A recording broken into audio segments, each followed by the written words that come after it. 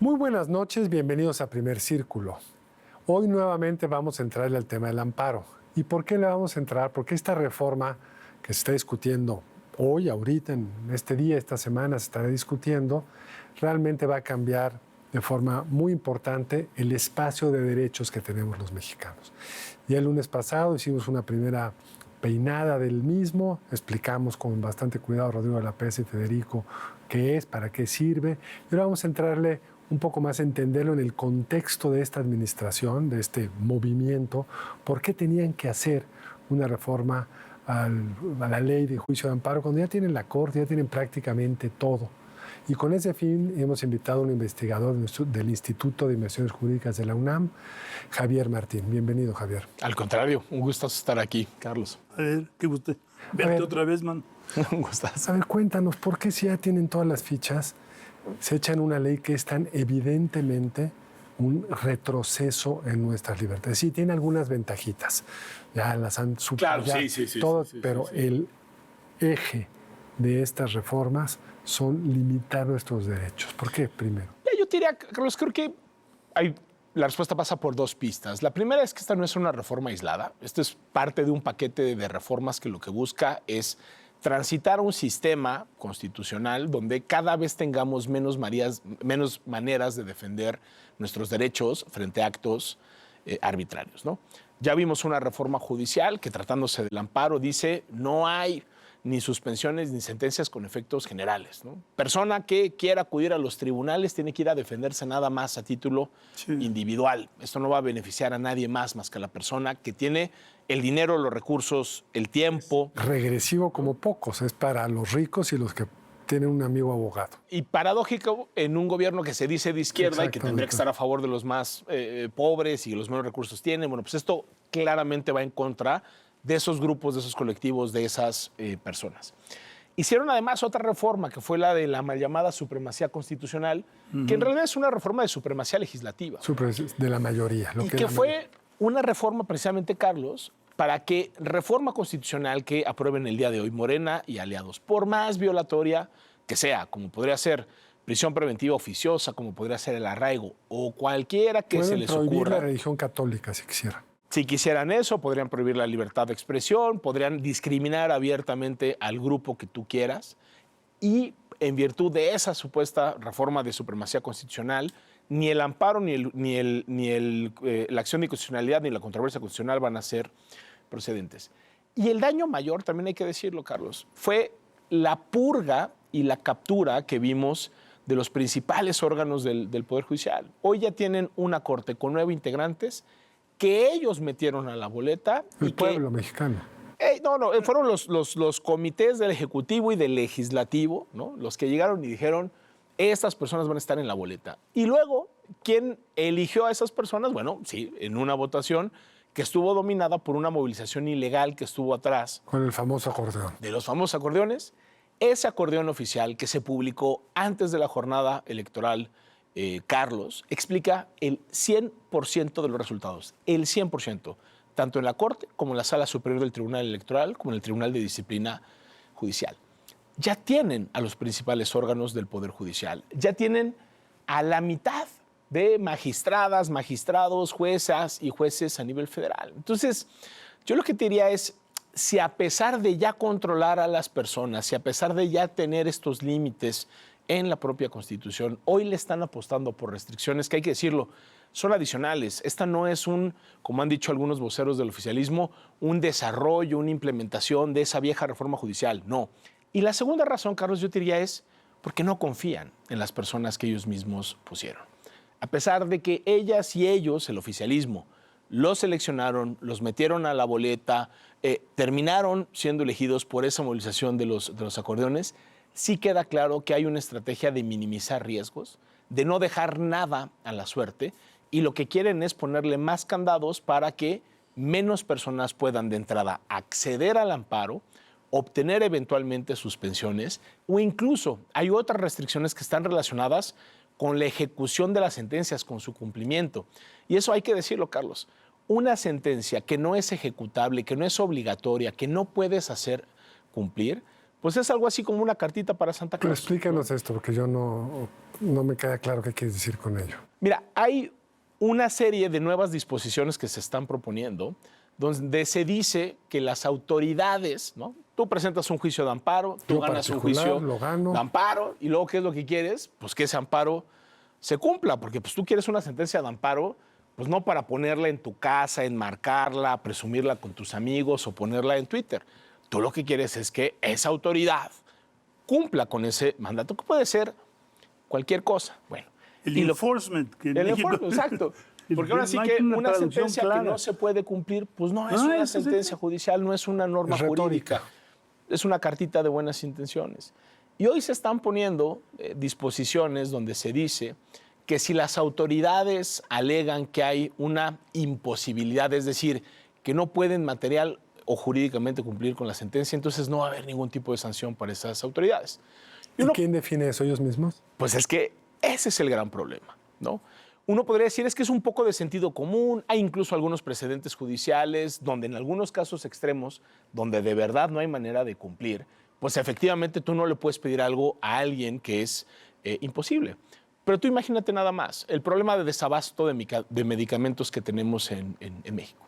Pues una persona para tener derecho a la salud necesita algo tan concreto como tener una receta, ir a una de las unidades del IMSS, del ISSSTE o de lo que sea y que le surtan esas medicinas, ¿no? Porque si no puede suceder eso tan sencillo, No tiene pues el derecho derecho a a la la salud es poco más de una ficción, de nada nos sirve tenerlo ahí reconocido en la Constitución. Bueno, tú imagínate en una situación así o de cualquier tipo, una persona que presenta el amparo, que le gana, que obtiene una sentencia judicial que dice, oiga, ¿sabe qué?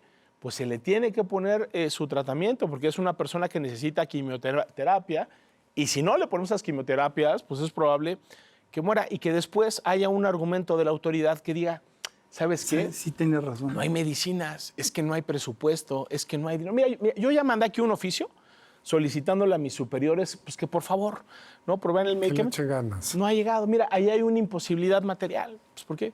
Porque no hay recursos. Entonces, de nueva cuenta, estas son cosas que pueden parecer sentido común, pero que si vemos dentro de ese marco de las reformas que hemos platicado, creo que sí es muy claro que esta es una reforma no para favorecer a las personas y sus derechos, esta es una reforma pro autoridad, es decir, para fortalecer todavía más a las autoridades, para permitirles mayores vulneraciones a nuestros derechos y a nosotros lo que nos está dejando es un Estado cada vez de mayor indefensión, ¿no? Creo que esa es la lógica que está detrás de la reforma. Mira, Javier tocó un tema que yo creo que necesita una ampliación porque no necesariamente el público sabe. Supremacía constitucional de alguna manera afecta a controversia constitucional y recursos. ¿Por qué no nos explicas para qué son eran esos mecanismos? ¿Cuáles eran las garantías que nos brindaban? Mira, yo te diría, yo tenía un viejo profesor de Derecho Constitucional que decía que esto era un poco como en el fútbol. Y decía, miren, aquí hay algunas canchas que son como muy selectas, ¿no? Que son como algo así como la Champions League, ¿no? Donde solo algunos actores pueden jugar. Bueno, esas dos canchas se llaman acciones de inconstitucionalidad y controversias constitucionales. Esos son medios donde uno puede impugnar leyes que son inconstitucionales, pero a las que muy poquitos pueden acceder.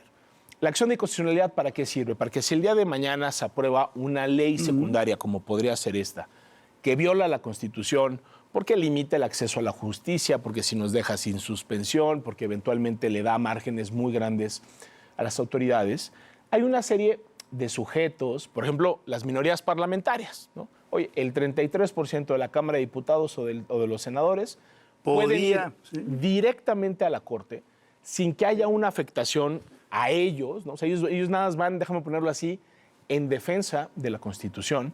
Y son mecanismos, tanto las acciones como las controversias, muy potentes, Federico, porque lo que pueden generar es la invalidez total de la ley. Es decir, que esa ley es como si le pasáramos, ¿no?, el borrador o en la computadora literalmente borráramos esas disposiciones. Esas disposiciones, si la Corte dice que son inconstitucionales, se expulsan del ordenamiento, se pide una votación especial. Hoy en día se necesitan 6 de 9 votos, antes eran 8 de 11.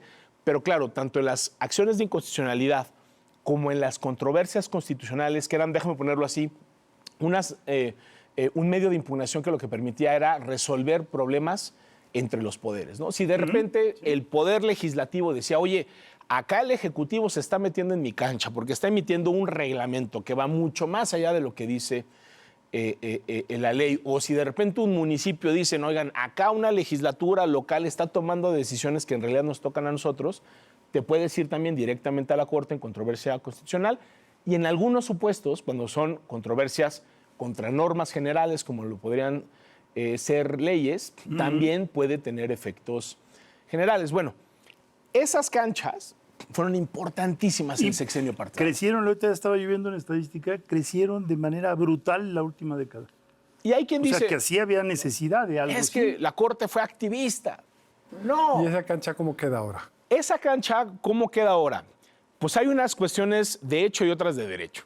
La cuestión de hecho, por ejemplo, es que hoy no se pueden presentar acciones de inconstitucionalidad. No se puede cambiar en el 27. A nivel federal, mientras no cambie la composición. ¿Por qué? Porque hoy la oposición no tiene ni siquiera un tercio para poderlas presentar. Las controversias siguen todavía vivas.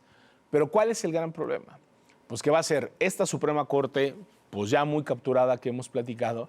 Y la otra cosa que se ha introducido es que en materia de suspensiones, o sea, la suspensión, déjame ponerlo así, es si una autoridad el día de mañana va y dice, oye, tenemos que tirar tu casa, y aquí hay una decisión de una autoridad que dice que está mal construida, que es un peligro, que no cumplió con los permisos. Y tú dices, oye, de ninguna manera eso no tiene ni fundamentación ni motivación, no hay argumento válido, pues tú puedes presentar un amparo y lo que quieres es que el juez, en lo que ve quién tiene la razón, pues suspende. le ponga pausa, ¿no? Le pone Porque pausa. si no le pones pausa y tiran tu casa, pues de nada te sirve. Y aunque sea provisional, de alguna manera una garantía. ¿Y ahora cómo va a ser? Es una medida cautelar. Bueno, en acciones y controversias se limitan las suspensiones con efectos generales, ¿no? Entonces, si el día de mañana, en 2027, la oposición vuelve a ganar un tercio en la Cámara de Diputados, si la mayoría oficialista aprueba una ley secundaria que es abiertamente violatoria de derechos, antes tenías, gracias a criterios de la vieja Corte, la posibilidad de decir que la misma Corte dijera, oye, así pasó, por ejemplo, con el llamado Plan B, con la reforma electoral que aprobó el oficialismo. Se presentaron tanto acciones como controversias constitucionales. Era una reforma abiertamente inconstitucional, regresiva, lo que ya sabemos. Y la Corte, ¿qué fue lo que dijo? En lo que vamos viendo si es inconstitucional o no es inconstitucional, le ponemos pausa. Ahora, ¿tú cómo le pones pausa a la aplicación de una ley cuando quien te está promoviendo es el INE, en el caso de la controversia constitucional, o la minoría parlamentaria? Es obvio que tiene que tener un efecto general, y la Corte así lo hizo. Obviamente eso al oficialismo no le gustó. Esas suspensiones con efectos generales en acciones y en controversias ya desaparecieron. Eso ya está en la Constitución. Y ahora lo que se quiere es meterle otras restricciones al amparo, donde de por sí ya le habían puesto la misma regla. Suspensiones con efectos generales en amparo no hay, y ahora se quiere que haya todavía menos suspensiones en algunas Tenemos que hacer materias. una pausa, es un tema muy importante, pero hay que verlo con profundidad. Regresamos en un segundo más aquí a Primer Círculo.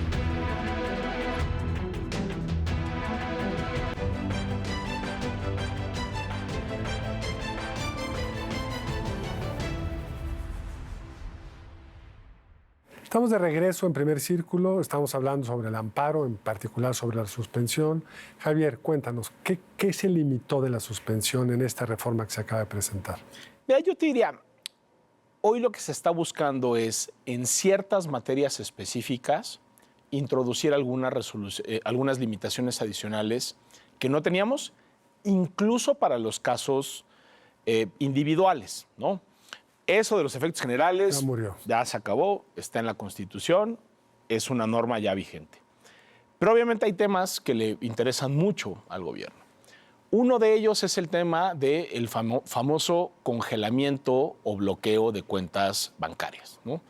Hay una autoridad que depende de la presidencia, del Ejecutivo, que es la Unidad de Inteligencia Financiera, que está en la Secretaría de Hacienda, que tiene una facultad que la Corte ya ha dicho, palabras más, palabras menos, que es abiertamente inconstitucional, y es que a cualquiera de nosotras y de nosotros el día de mañana nos pueden meter a una lista de cuentas bloqueadas, y eso lo que implica es que no podemos disponer del mucho o poco dinero que tengamos en esas cuentas.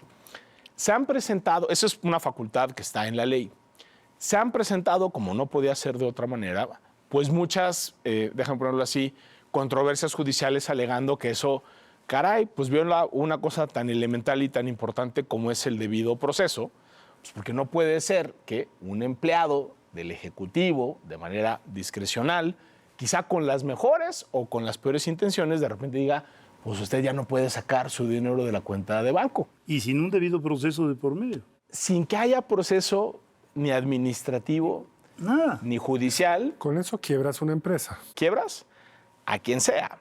Y de nueva cuenta, es una sola persona la que puede decidir eso. Pongo un ejemplo muy sencillo. Pablo Gómez, que es una persona pues, que tiene una enorme trayectoria, ¿no? Como dirigente partidista, como parlamentario, pero que no sabe absolutamente nada de inteligencia financiera, ya fue titular de esta unidad y él decidía a quién le congelaba las cuentas y a quién no le congelaba las cuentas. Bueno, ¿qué es lo que ha dicho la Corte?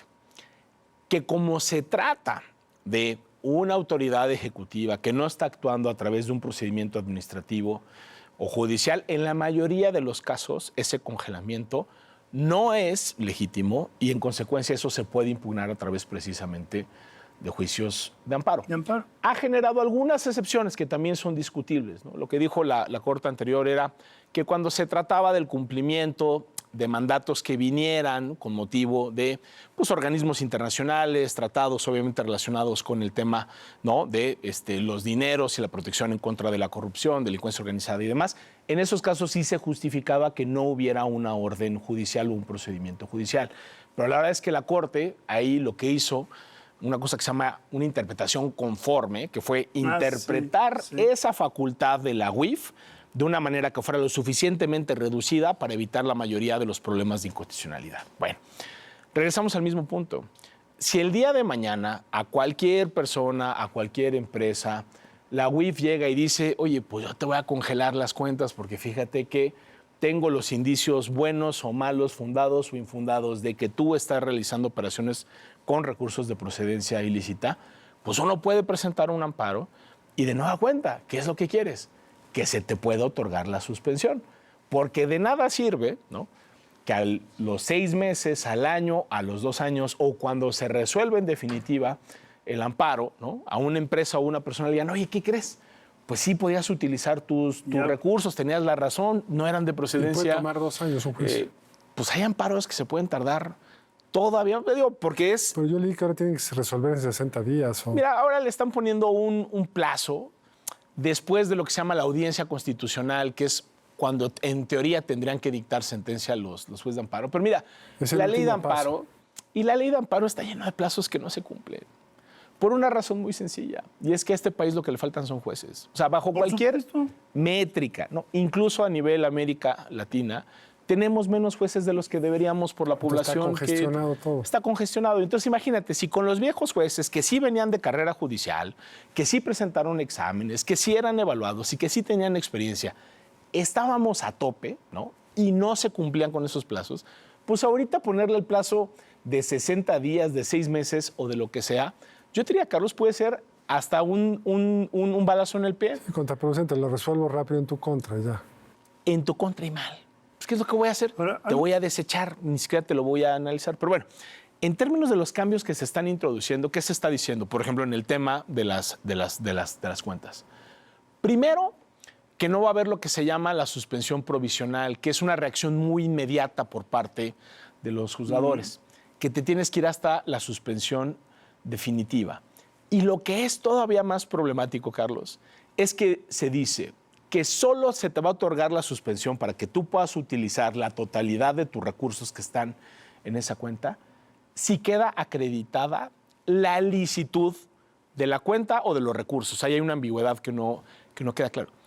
Pero claro, esto es una violación clara a la presunción de inocencia. Claro. Porque entonces, si a ti te congelan las cuentas, no es que, déjame ponerlo así, la autoridad tenga que demostrar que es altamente probable la ilicitud o el daño que se puede generar, es no. Tú, cuando te vayas a defender en el juicio de amparo, en la suspensión, tienes que convencer al juez que tu cuenta o que tus recursos son lícitos. Y si no los déjame ponerlo, si no lo convences, entonces mira, mientras dure todo el procedimiento judicial, esos recursos van a estar congelados, salvo algunas excepciones, ¿no? Ahí en la iniciativa se trata de disfrazar, como diciendo, bueno, si tienes que pagar por ahí, ¿no? Pensión alimenticia. Una pensión alimenticia o educación.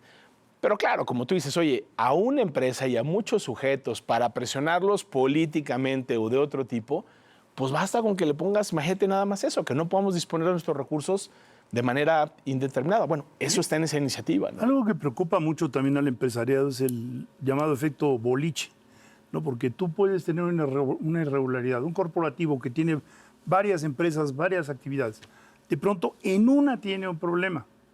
Sin nada más que si congelan los recursos de todas, perjudican a todos. Entonces, eso es verdaderamente contrario a cualquier principio básico de respeto a los recursos de los empresarios. Sí, y a ver, yo lo que te diría es, lo que está sucediendo es que de por sí, ¿no?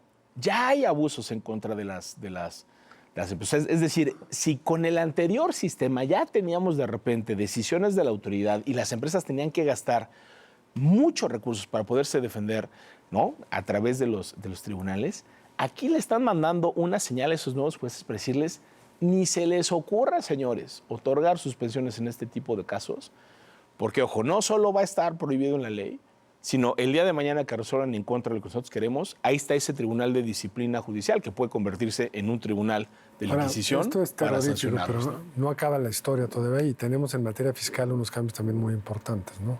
Sí, a ver, yo te diría también, en términos de materia fiscal, lo que se quiere hacer fundamentalmente es que cuando una empresa, ¿no? O una persona le debe o supuestamente le debe a la hacienda pública, tú ya no puedas presentar, déjame ponerlo así, amparos a lo largo del camino, a lo largo del proceso. Que de nueva cuenta, es lo sensato. Oye, si tú estás viendo una potencial violación a lo largo del procedimiento que te podría dejar sin defensa, que podría generar una afectación de muy difícil reparación, lo sensato es que tú sí puedas ir impugnando, déjame ponerlo así, todos esos actos claro. a lo largo del camino que te puedan generar eventualmente algún daño, sobre todo cuando se trata irreparable. Y acá lo que se está diciendo es, no vas a poder impugnar eso, te vas a tener que esperar hasta el final, o sea, es decir, ya cuando tienes la decisión del remate, que es prácticamente el gobierno dice, pues vamos a empezar a vender tus bienes para recuperar ese dinerito que nos adeudas y que hasta ese momento vas a poder presentar entonces el amparo, ¿no? Entonces, ahora, si tuviéramos un poder judicial pristino, porque si hubo abusos en materia de amparo en la historia de este país, lo podrías como medio entender, pero vas a tener un sistema judicial que muy fácilmente le va a dar la razón. Hoy los empresarios viven permanentemente con la amenaza de que te fincan un crédito fiscal bajo el supuesto de que tal gasto que tú hiciste, que puede ser un gasto muy importante, no era necesario. Por lo tanto, no me podías deducir ese gasto a juicio de la autoridad. Claro. Y ahí va un crédito fiscal de tanto. Pues te vas por el Tribunal de Justicia Administrativa, que está ya muy controlado, lo pierdes, te vas por el lado del Poder Judicial, lo pierdes y te imputan un crédito que puede ser fantasioso. Y luego, y tú imagínate a lo largo del camino todas las afectaciones que te puede generar eso. O sea, cuando una autoridad dice, esta empresa debe dinero y no ha pagado y le vamos a quitar parte de sus bienes si es que no nos quiere pagar, pues eso puede tener una enorme cantidad de implicaciones en términos, por ejemplo, de la reputación de esa empresa. Sea cierto o no, ya pagaste el costo de la reputación. Entonces tú imagínate nada más que te tengas que esperar, ¿no? ¿no? Hasta el final de ese procedimiento para decir, oye, ¿qué crees? Hubo una violación al procedimiento brutal. Bueno, en el camino ya perdimos mucho, ¿no? Esto de la violación del procedimiento me da la impresión que al gobierno les parece como una fallita menor. Ay, por una violación del procedimiento. No, el derecho está fundado en procedimientos. Así es. Porque si no, todo es discrecional. Y yo le diría, uno de los derechos más fundamentales, Carlos, que es el debido proceso, déjame ponerlo en términos muy sencillos, es el derecho de poder meter las manos cuando hay un acto de autoridad que lo que quiere es soltarte un puñetazo en la cara. Tú tienes que tener el derecho de saber de qué es lo que se te está acusando. Tú tienes que tener un plazo razonable para poderte defender. Tú tienes que poder presentar pruebas y argumentos para defenderte. Y tú, por supuesto que necesitas, porque es parte del proceso, tener a personas juzgadoras que vayan a resolver, no dependiendo de si les caes bien o si les caes mal, que resuelvan de manera impar. Pues como en el fútbol, pues el buen árbitro es el que aplica con rigor y con consistencia el reglamento, no el que anda favoreciendo a uno de los equipos o a ciertos juzgadores, ¿no? Exacto, ¿no? Ya cuando los árbitros empiezan a compensar o a favorecer descaradamente a unos equipos. Y lo que hicimos con la reforma judicial, si me permiten la comparación, fue pedirle a las porras de los equipos de fútbol que eligieran a sus propios árbitros. Bueno, esos árbitros... Hay una porra gigantesca. Hoy hay una porra, nos guste o no nos guste, que es mayoría tanto social como las urnas, que se llama Morena y Aliados. Ellos fueron los que movilizaron esos 13 millones de votos. Tenemos un minuto. ¿Qué le sugieres al ciudadano que nos está viendo? ¿Que salga corriendo, participe políticamente? ¿Qué debería hacer? Un minuto. Pues mira, yo lo que creo que tenemos que hacer, lo primero es conciencia en las personas de que estos no son tecnicismos, estas no son cosas alejadas. Esto nos puede afectar en nuestro día a día. Yo te diría, Carlos, además hay mucha gente que dice, es que no va a pasar nada, porque la gente nunca llega al amparo, la mayor parte de las personas nunca han estado en un tribunal federal. Eso es cierto, pero las autoridades se comportan a partir de los incentivos que tienen y de las reglas vigentes. Y este cambio de personas y este cambio de reglas, lo que va a incentivar es una mayor cantidad de abusos. Y el día, si no se logra frenar esto, por eso yo creo que lo primero es tratar de que en el Senado de la República, que es donde se está discutiendo esto, haya modificaciones. Creo que la ciudadanía, en la medida de lo posible, tiene que alzar la voz, tiene que tratar de subirle un poquito el costo político a Morena, porque si no, el día de mañana, o quizá no mañana, pero sí en algunos años, todos vamos a resentir esas consecuencias. Pues es muy triste, pero tenemos que cortar. El tiempo es un límite que no merece, no permite suspensión alguna. Muchas gracias, Camilo. Al contrario, Carlos, Federico. Gracias. A usted, muchas gracias por acompañarnos. Que tenga buena noche.